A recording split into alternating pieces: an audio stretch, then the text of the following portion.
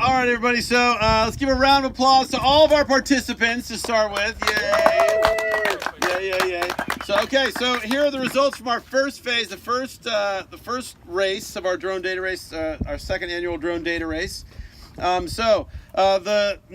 in and in third place, Salty Pirate with the Phantom 4, Matt, 5. An adjusted time of 5:55 for his double laps. Second place, Drone Warriors. Initially in their Inspire 2, then they switched to their Phantom 4, Michael and these guys. 4:46. 4:46. Oh, sorry, that was 5:15. I should say 5:15 was that time.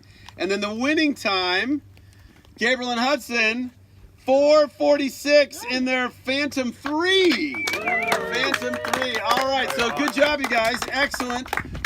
So these tools are really helpful and can be, and high schoolers and middle schoolers can use this technology to grab some important data. So these guys were just, in addition to running, they were counting mock dead bunnies and dead things. But obviously we can use this to do all kinds of neat stuff, like look at infrastructure that's damaged or other people that are hurt on trails, all that kind of wonderful stuff. So even with off-the-shelf technology, we can really make a big difference in terms of emergency response. So our second competition is about mapping, but even just folks that can navigate these guys really quickly, it's pretty neat. Do you guys want to say anything? Thanks, Sean, for the awesome drone data race.